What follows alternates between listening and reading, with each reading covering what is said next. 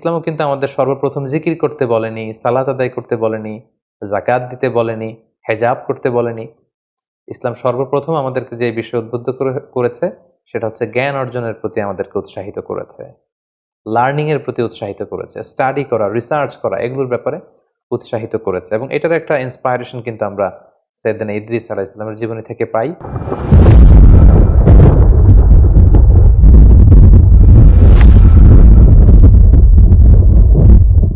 আসসালামু আলাইকুম ওয়া রাহমাতুল্লাহি ওয়া বারাকাতুহু। নাহমাদুহু ওয়া নুসাল্লি আলা রাসূলিহিল কারীম। আম্মা বা'দু ফাআউযু বিল্লাহি মিনাশ শাইতানির রাজীম। বিসমিল্লাহির রহমানির রহিম। ইদ্রিস আলাইহিস সালাম পবিত্র কালামুল্লাহ মাজিদে বর্ণিত 25 জন নবীর মধ্য থেকে ইদ্রিস আলাইহিস সালাম অন্যতম একজন নবী। পবিত্র কালামুল্লাহ মাজিদে খুব প্রেসাইজলি কেবলমাত্র 2টি সূরার 2টি আয়াতে আল্লাহ তাআলা ইদ্রিস আলাইহিস সালামের ব্যাপারে উল্লেখ করেছেন। যেমন সূরাত মারিয়ামে আল্লাহ তাআলা উল্লেখ করেছেন, ওয়াযকুর ফিল কিতাবি ইদ্রিস ইন্নাহু কানা সিদ্দীকান নাবিয়্যা ওয়া রাফা'নাহু মাকানান আলিয়্যা। অর্থাৎ হে নবী, আপনি কালামুল্লাহ মাজিদে কোরআনের ভেতর ইদ্রিসের কথা উল্লেখ করুন। নিশ্চয়ই তিনি ছিলেন সত্যবাদী একজন নবী এবং আমি তার সম্মানকে, মর্যাদাকে অনেক বেশি সুউচ্চ করেছি, আমি তাকে উচ্চ মর্যাদা দান করেছি। মারিয়ামের এই আয়াতটি ছাড়া সূরাতুল আম্বিয়ার আরও একটি আয়াতে আল্লাহ তাআলা সাইয়েদনা ইদ্রিস আলাইহিস সালামের কথা উল্লেখ করেছেন। সে আয়াতে কেবলমাত্র ওনার নামটি উল্লেখ করেছেন। আল্লাহ বলছেন, অন্যান্য নবীদের সাথে মিলিয়ে তিনি ইরশাদ করছেন, ওয়া ইসমাঈলা ওয়া ইদ্রিস ওয়া দাল খিফল কুল্লুম মিনাস সাবিরিন ওয়া আদখালনাহুম ফি রাহমাতিনা ইন্নাহুম মিনাস সালিহিন। অর্থাৎ ইসমাঈল, ইদ্রিস এবং যুল কিফল তারা প্রত্যেকেই ছিলেন ধৈর্যশীলদের অন্তর্ভুক্ত। তাদের প্রত্যেককে আমি আমার বিশেষ রহমত দিয়ে বেষ্টন করেছি এবং তারা ছিলেন সৎকর্ম পরায়ণশীলদের অন্তর্ভুক্ত ব্যক্তি। কালামুল্লাহ মাজিদের সূরাত মারিয়াম এবং সূরাত আম্বিয়ার এ দুটি আয়াত ছাড়া আর কোথাও সাইয়েদনা ইদ্রিস আলাইহিস সালামের ব্যাপারে উল্লেখ করা হয়নি। সুনানে নাসাইতে একটি সহিহ হাদিসেও আমরা ইদ্রিস আলাইহিস সালামের ব্যাপারে উল্লেখ দেখতে পাই, যেক্ষেত্রে উল্লেখ হয়েছে যে আল্লাহ রাসূল সাল্লাল্লাহু আলাইহি ওয়াসাল্লাম যখন মেরাজে গিয়েছিলেন, আমরা জানি মেরাজ রজনীতে 7টি আকাশে 7টি স্তরে তিনি 7 জন নবীর সাথে সাক্ষাৎ করেছিলেন। সেখানে তিনি চতুর্থ আসমানে সাইয়েদনা ইদ্রিস আলাইহিস সালামের সাথে সাক্ষাৎ করেছিলেন। হাদিসের ভাষ্যটি ছিল এমন, সুম্মা আতাইনা সামা আর রাবিআ, 1 2 3 করে আমি জিবরিল আলাইহিস সালামের সাথে আল্লাহ রাসূল সাল্লাল্লাহু আলাইহি ওয়াসাল্লাম বলছেন যে আমি চতুর্থ আসমানে এলাম। ফামিসলু যালিক, এর আগের আসমানগুলোতে যেভাবে জিজ্ঞেস করা হয়েছিল জিব্রাইলকে, তুমি কে, তোমার সাথে কে, তোমাদেরকে কি আসার পারমিশন দেয়া হয়েছে, এভাবে যত ফর্মালিটিজ আছে এগুলো সারা হয়েছে। ফাআতাইতু আলা ইদ্রিস আলাইহিস সালাম, আল্লাহর হাবিব সাল্লাল্লাহু আলাইহি ওয়াসাল্লাম বললেন, তখন হঠাৎ করে আমি ইদ্রিস আলাইহিস সালামের কাছে আসলাম। ফাসাল্লামতু আলাই, ওনাকে দেখেই আমি ওনাকে সালাম দিলাম। ফাকালা মারহাবান বিকা মিন আখিন ওয়া নাবিক, আমাকে দেখে সাইয়েদনা ইদ্রিস আলাইহিস সালাম বললেন, স্বাগতম হে আমার ভাই, হে প্রিয় নবী। স্বাগতম হে ভাই এবং হে নবী বলে তিনি আমাকে ওয়েলকাম বা সুস্বাগতম জানিয়েছেন। তাহলে কোরআনের 2টি আয়াত এবং সুনানে নাসাইর এই সহি বর্ণনাটি ছাড়া বেসিকলি ইদ্রিস আলাইহিস সালামের ব্যাপারে সহি বর্ণনা তেমন একটা পাওয়া যায় না। বেশিরভাগ বর্ণনাগুলোই হচ্ছে দঈফ বা দুর্বল চেইনের কিংবা ইসরায়েলি বর্ণনা, যেটাকে আমরা জিউস বা ক্রিশ্চিয়ান ট্রেডিশন বলে আখ্যায়িত করে থাকি। আল বিদায়া ওয়ান নিহায়ার গ্রন্থকার ইবনু কাসির আলাইহি রহমা, উনি বিদায়া নিহায়াতে উল্লেখ করেছেন যে কানা আউয়ালু বানি আদম উতিয়া নবুওয়াতা বাদা আদম ওয়া শীস, অর্থাৎ আদম আলাইহিস সালাম এবং ওনার সন্তান শীস আলাইহিস সালামের পরে সর্বপ্রথম যেই ব্যক্তিকে নবুয়ত দেয়া হয় তিনি হচ্ছেন ইদ্রিস আলাইহিস সালাম। এবং নূহ আলাইহিস সালাম, উনি কি ইদ্রিস আলাইহিস সালামের আগে পৃথিবীতে নবী হয়ে এসেছেন, নাকি ইদ্রিস আলাইহিস সালাম নূহ আলাইহিস সালামের আগে পৃথিবীতে এসেছেন, এ নিয়ে গবেষকদের মধ্যে মতানৈক্য রয়েছে। কেউ কেউ বলেন যে নূহ আলাইহিস সালাম এসেছেন ইদ্রিস আলাইহিস সালামের পরে, কেউ কেউ বলেছেন নূহ আলাইহিস সালাম এসেছেন ইদ্রিস আলাইহিস সালামের আগে। অনেকে বলে থাকেন যে ইদ্রিস নামটি এসেছে মূলত আদ-দিরাসা থেকে, কারণ আরবিতে দারাসা ইয়াদরুসু মানে হচ্ছে টু স্টাডি, পড়া, অধ্যয়ন করা। ইদ্রিস আলাইহিস সালাম উনি খুব বেশি পড়াশোনা করতেন। ওনার আগের নবী শীস আলাইহিস সালাম এবং আদম আলাইহিস সালামের উপর যে সহিফাগুলো আল্লাহ তাআলা নাজিল করেছিলেন, এই সহিফাগুলো উনি খুব বেশি স্টাডি করতেন, খুব পড়তেন, খুব অধ্যয়ন করতেন। এজন্য ওনাকে ইদ্রিস নামে নামকরণ করা হয়েছে। সাইয়েদনা ইদ্রিস আলাইহিসসালাম ইরাকের বাবেল নগরীতে জন্মগ্রহণ করেন এবং পরবর্তীতে তিনি দাওয়া কাজে মিশরে গমন করেন এবং সেখানেই তিনি তাওহীদের দাওয়াত মানব মণ্ডলীর কাছে তিনি ছড়িয়ে দিয়েছেন। এবং সহিহ ইবনে হিব্বানের এক বর্ণনা অনুযায়ী আমরা জানতে পারি যে আল্লাহ তাআলা সাইয়েদনা ইদ্রিস আলাইহিসসালামের উপর 30টি সহিফা তিনি নাজিল করেছিলেন। সহিহ ইবনে হিব্বানের আরও একটি বর্ণনা থেকে আমরা আরও জানতে পারি, যেটি বিখ্যাত ঐতিহাসিক ইবনে ইসহাক ওনার গ্রন্থে উল্লেখ করেছেন যে ইদ্রিস আলাইহিসসালাম হচ্ছেন আউয়ালু মান খাত্তা বিল কলাম, পৃথিবীতে সর্বপ্রথম যিনি কলমের ব্যবহার করেছেন, কলম দিয়ে কালি দিয়ে যিনি সর্বপ্রথম পৃথিবীতে লেখালেখির প্রচলন ঘটিয়েছেন সেটা হচ্ছেন ইদ্রিস আলাইহিসসালাম। পাশাপাশি ওয়াখাতা সিয়াব, সর্বপ্রথম যিনি কাপড় সেলাই করেছেন, সুতা দিয়ে সুই দিয়ে কাপড় সেলাই করা, এই বুনন শিল্পের যে আবিষ্কার বা প্রচলন, এটাও সাইয়েদনা ইদ্রিস আলাইহিসসালামের মাধ্যমেই হয়েছে। এই যে বর্ণনাগুলো আমরা এখানে উল্লেখ করলাম, এগুলো ছাড়া সাধারণত আর যত বর্ণনা সাইয়েদনা ইদ্রিস আলাইহিসসালামের ব্যাপারে পাওয়া যায় এসবই হচ্ছে ইসরায়েলি বর্ণনা। বিশেষ করে ওয়ারাফা'নাহু মাকানান আলিয়্যা, আমি ইদ্রিসের মর্যাদাকে অনেক বাড়িয়েছি, অনেক সুউচ্চ মর্যাদার আসনে তাকে আমি আসীন করেছি। এ আয়াতের বর্ণনায় অনেক ইসরায়েলি এ আয়াতের ব্যাখ্যায় অনেক ইসরায়েলি বর্ণনা পাওয়া যায় যে ইদ্রিস আলাইহিসসালাম ও ঈসা আলাইহিসসালামের মতো জীবদ্দশায় ওনাকে আল্লাহ তাআলা আকাশে নিয়ে গিয়েছিলেন। একজন ফেরেশতার পাখায় ভর করে তিনি আকাশে চলে গিয়েছিলেন এবং সেই আকাশে বা জান্নাতে ওনার ইন্তেকাল হয়েছে, এই পৃথিবীতে তিনি ইন্তেকাল করেননি। এই বর্ণনাগুলো আসলে কোনো ইসলামিক ট্রেডিশন থেকে আমরা পাই না, এগুলো ইসরায়েলি বর্ণনা থেকে আমরা পাই। ফলে ইদ্রিস আলাইহিসসালামের এই জীবন কাহিনী যখন আমরা বর্ণনা করব, এক্ষেত্রে ইসরায়েলি বর্ণনার ভূমিকা ইসলামে কতটুকু এবং ইসরায়েলি বর্ণনা এটাকে গ্রহণ করা যাবে কি যাবে না, এ ব্যাপারে ইসলামী শরিয়ার হুকুম কি, এই বিষয়টি আমাদের কাছে স্পষ্ট হতে হবে সম্মানিত সুধী। এ পর্যায়ে আমরা হুকমুল ইসরাইলিয়াত, ইসরায়েলি যে বর্ণনাগুলো আছে, যেগুলো বাইবেলে আছে, ওল্ড টেস্টামেন্টে আছে, বা যেটাকে আমরা তালমুদ বলছি, অর্থাৎ ইহুদি এবং খ্রিস্টানদের যে বর্ণনাগুলো, সেগুলোর ব্যাপারে আমাদের ভূমিকা কি হবে। যেমন কোরআন হচ্ছে আমাদের কিতাব, আর আল্লাহ রাসূল সাল্লাল্লাহু আলাইহি ওয়াসাল্লামের বর্ণিত কথাগুলোকে আমরা হাদিস বলছি। আমাদের আগে ইহুদি খ্রিস্টানদের অনেক নবী পৃথিবীতে এসেছিলেন, তাদের কাছে যে কিতাবগুলো এসেছিল আল্লাহর পাঠানো কিতাব, এবং সে সমস্ত রসুলরা যে সমস্ত কথাগুলো বলেছেন, তাদের নবীর যে হাদিস, এগুলোই বেসিকলি ইসরায়েলি বর্ণনা। ইসরায়েলি বর্ণনার ক্ষেত্রে খুব সোজাসাপটা 3টি কথা। 1 নম্বর কথা হচ্ছে, ইসরায়েলি বর্ণনার ক্ষেত্রে যদি কোরআন এবং সুন্নাহ সেই ব্যাপারটিকে অনুমোদন করে, সেটাকে সাব্যস্ত করে, সেটাকে সাপোর্ট করে, তাহলে সে সমস্ত ইসরায়েলি বর্ণনা নেওয়া যাবে, সেটাকে গ্রহণ করাতে কোনো সমস্যা নেই, এটা মাকবুল। 2 নম্বর কথা হচ্ছে, ইসরায়েলের যে সমস্ত বর্ণনার বিপরীত বর্ণনা কোরআনে পাওয়া যায়, অথবা কোরআন এবং সুন্নাহ ইসরায়েলি বর্ণনার যে তথ্য, এই তথ্যকে অপোজ করছে, এটাকে অস্বীকার করছে, বরং তার ভিন্নধর্মী বর্ণনা কোরআন এবং সুন্নায় পাওয়া যাচ্ছে, সেক্ষেত্রে ইসরায়েলি বর্ণনাকে রিজেক্ট করতে হবে, এটাকে অ্যাকসেপ্ট করা যাবে না। তাহলে প্রথম হচ্ছে, ইসরায়েলি বর্ণনার যে তথ্যগুলোকে কোরআন সুন্নাহ সাপোর্ট করে সেটা মাকবুল, সেটা গ্রহণযোগ্য, এটা গ্রহণ করা যাবে। দ্বিতীয়ত, ইসরায়েলি বর্ণনার কোনো তথ্যের বিপরীত বর্ণনা যদি কোরআন সুন্নায় পাওয়া যায়, সেক্ষেত্রে কোরআন সুন্নাহকে গ্রহণ করতে হবে, ইসরায়েলি বর্ণনা সেটা হচ্ছে মারদুদ, প্রত্যাখ্যাত, রিজেক্টেড। 3 নম্বর হচ্ছে, ইসরায়েলি কোনো বর্ণনায় যদি এমন কোনো কথা বা এমন কোনো তথ্য, এডিশনাল ইনফরমেশন পাওয়া যায় যেটার ব্যাপারে কোরআন সুন্নায় কিছুই বলা হয়নি, হ্যাঁও বলা হয়নি, নাও বলা হয়নি, এটাকে সাপোর্টও করা হয়নি, এটাকে অপোজও করা হয়নি, সেক্ষেত্রে আল্লাহ রাসূল সাল্লাল্লাহু আলাইহি ওয়াসাল্লাম বলেছেন, হাদ্দিসু আন বানি ইসরাঈল ওয়ালা হারাজ, তোমরা চাইলে বনি ইসরায়েলের এই বর্ণনাগুলোকে তোমরা বর্ণনা করতে পারো, এতে কোনো সমস্যা নেই। তো সেক্ষেত্রে আমরা তাসদীক এবং তাকযীব কোনোটাই করতে পারবো না। আমরা খুব আজমাতের সাথে বলতে পারবো না যে সুলাইমান আলাইহিস সালামের সময়কালে এই ঘটনাটা ঘটেছিল, এ ব্যাপারে কোরআন সুন্নায় কিছু নেই, ইসরায়েলি বর্ণনায় এটা পাওয়া যায়, সো এটা সত্য না, এটা সত্য, এটা বলা যাবে না।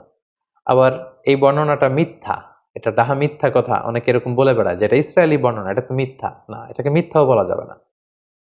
কোরআন সুন্নাহ সাপোর্টও করেনি, কোরআন সুন্নাহ রিজেক্টও করেনি, এরকম কোনো এডিশনাল ইনফরমেশন যদি ইসরায়েলি বর্ণনায় পাওয়া যায়, অর্থাৎ ইহুদি এবং খ্রিস্টানদের যে সোর্স, তাদের যে কিতাব বা তাদের যে হাদিস, সেখান থেকে যদি পাওয়া যায় এডিশনাল কোনো ইনফরমেশন, সেটাকে তাসদীক তাকযীব, অর্থাৎ এটাকে গ্রহণ বর্জন কোনোটাই করা যাবে না, জাস্ট বর্ণনা করা যাবে।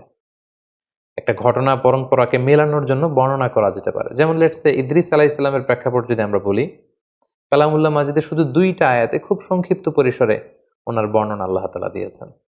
এবং সহিহ সুন্নাতে আমরা দেখেছি চতুর্থ আসমানে মেরাজের রাতে আল্লাহ রাসূল সাল্লাল্লাহু আলাইহি ওয়াসাল্লাম ইদ্রিস আলাইহিস সালামের সাথে সাক্ষাৎ করেছেন। এগুলো ছাড়া যত বর্ণনাই আছে সবই দঈফ, আর বাকি সবই হচ্ছে ইসরায়েলি বর্ণনা।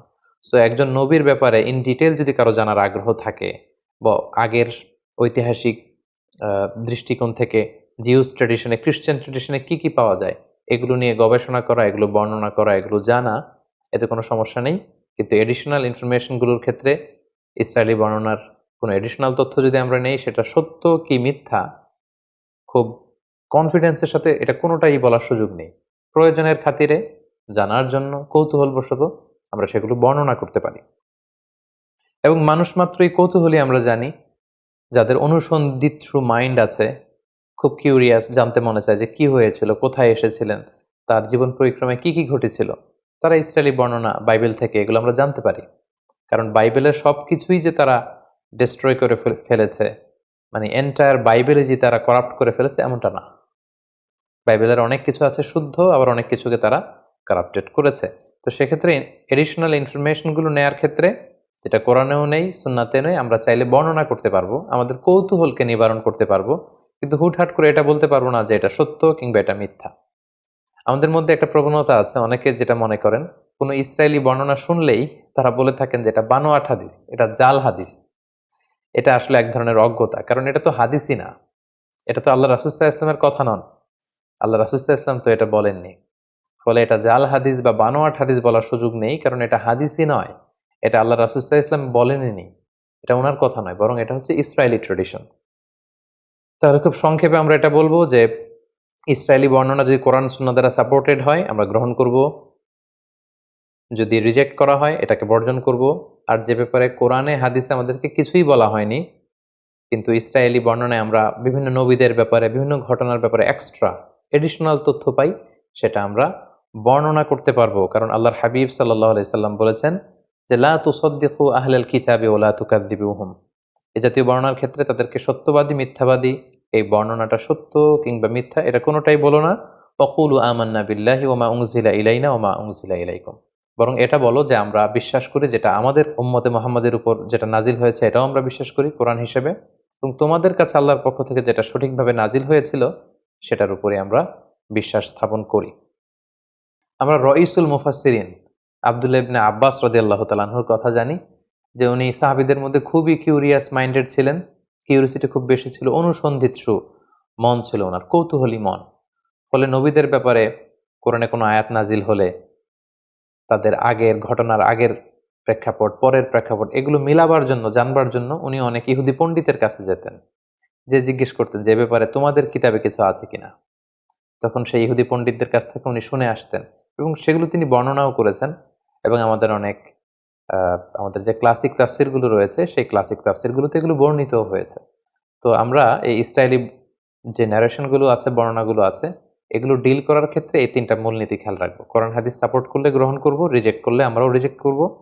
আর এডিশনাল তথ্য যেটা আমাদের কোরআনেও নাই, সুন্নাতেও নাই, কিন্তু অনেক নবীর ব্যাপারে কিছু তথ্য আমরা ইসরায়েলি বর্ণনাতে পাই, সেগুলো আমরা বর্ণনা করতে পারবো। কারণ আল্লাহর হাবিব সাল্লাল্লাহু আলাইহি ওয়াসাল্লাম সহিহ বুখারীর বর্ণনায় বলেছেন ওয়াহাদ্দিসু আন বানি ইসরাঈল ওয়ালা হারাজ, তোমরা ন্যারেট করতে পারো, you can narrate the tradition of Jews and Christian community. তাদের পক্ষ থেকে যেই ন্যারেশনগুলো প্রিজার্ভ করা হয়েছে এগুলো চাইলে তোমরা বর্ণনা করতে পারবে, এতে কোনো সমস্যা নেই ইনশাআল্লাহ। সম্মানিত সুধী, তাহলে সংক্ষিপ্ত পরিসরে ইদ্রিস আলাইহিস সালামের জীবন কাহিনী থেকে কোরআন সুন্নাহর আলোকে আমরা যা জানলাম, সেগুলো থেকে যদি আমরা কিছু লাইফ লেসন এখন বের করতে চাই যে ইদ্রিস আলাইহিস সালামের এই জীবনী থেকে আমাদের জন্য শিক্ষা কি, সেক্ষেত্রে আমরা কয়েকটি লেসন আমরা এখান থেকে শিক্ষা বের করে নিয়ে আসতে পারি। প্রথমত বলবো যে আমরা জেনেছি উনি হচ্ছেন আউয়ালু মান খাত্তা বিল কলম, এই যে আমরা কলম দিয়ে লিখি, এই লেখার হস্তলিখন পদ্ধতির আবিষ্কারক হচ্ছেন সাইয়েদনা ইদ্রিস আলাইহিস সালাম, আল্লাহর প্রিয় একজন নবী। তাহলে হি ক্রিয়েটেড দ্য হ্যান্ড রাইটিং, তিনি সর্বপ্রথম পৃথিবীতে কলম দিয়ে কিছু লিখেছেন এবং এই লেখার এই প্র্যাকটিস তিনি চালু করেছেন, এই তথ্যটা কিন্তু আমরা পাই। দ্বিতীয় যে ব্যাপারটি আমরা ইদ্রিস আলাইহিস সালামের জীবনী থেকে পাই সেটা হচ্ছে সাইয়েদনা ইদ্রিস আলাইহিস সালাম অত্যন্ত বেশি জ্ঞানানুরাগী ছিলেন, শিক্ষানুরাগী ছিলেন। তিনি জ্ঞান অর্জন করতে চাইতেন। তার প্রমাণ হচ্ছে ওনার আগের নবী শীস আলাইহিসসালাম এবং পৃথিবীর প্রথম নবী আদম আলাইহিসসালামের উপর আল্লাহ তাআলা যে সমস্ত সহিফাগুলো নাজিল করেছিলেন এগুলো তিনি খুব বেশি পড়তেন, খুব বেশি অধ্যয়ন করতেন, সেখান থেকে জানতে চাইতেন, শিখতে চাইতেন এবং ইসলামে জানা শিখাটাকে কিন্তু আমাদের জন্য আবশ্যক করেছে এবং খুব বেশি গুরুত্ব দিয়েছে। আমরা জানি যে আমাদের কোরআনুল কারীমের প্রথম বাণী হচ্ছে জানো, পড়ো, ইকরা, read in the name of your lord who has created. পড়ো তোমার প্রভুর নামে যিনি তোমায় শিক্ষা দিয়েছেন।